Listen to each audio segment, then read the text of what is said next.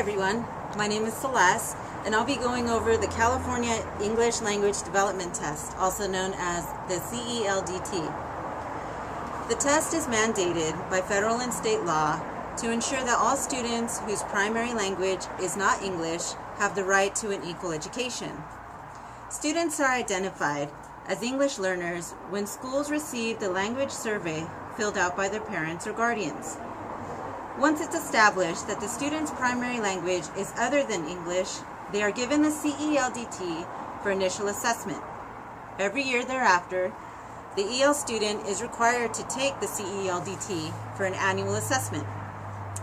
The purpose of the test is to identify students in kindergarten through grade 12 who are limited English proficient, to determine the level of English language proficiency of the student, and to assess the progress of the English learner students. The components of the test includes listening, which includes following oral directions and listening comprehension, speaking, which includes oral vocabulary and speech functions, reading, which includes word analysis and reading comprehension, and writing, which includes grammar and structure and writing sentences. Testing materials must always be kept secure, and students should not have access to any part of the test before taking the test. All test examiners must be trained each year according to the current year CELDT edition, and they must be employees of the school and be proficient in English. Everyone who handles the CELDT testing materials, including principals, test coordinators, test examiners, and proctors, must sign the test security agreement and test security affidavit.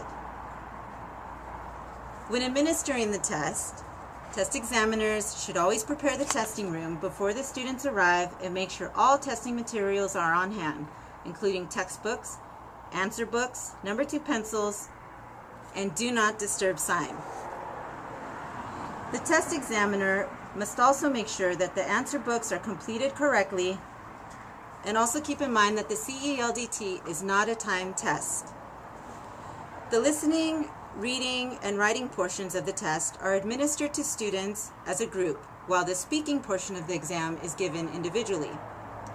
The examiner must never administer the speaking portion of the test in a location where others are being tested or in an area where a student might overhear the test items. The results of the CELDT are then received by the school approximately 8 weeks after the completed tests are sent to the test contractor for scoring. These results are confidential and are only shared with the students, teachers, and parents. The individual student performance level reports indicate where the student scored using the following descriptors: advanced, early advanced, intermediate, early intermediate, and beginning. The first column on the student performance level report, the student performance level report indicates the student identity information on the lower right-hand corner. Instructions on how to read the report are on the bottom of the report. There are 5 columns. The first column indicates the overall performance of the student, and the next 4 columns indicate how the student scored in each domain of the test: listening, speaking, reading, and writing. As I explained earlier, the English language learner student will continue to take the test annually until they are reclassified as fluent English proficient. Schools must follow the reclassification policy, which should include testing assessment, such as the CELDT, teacher evaluation, parental opinion and consultation, and students' performance on statewide assessment of basic skills in English.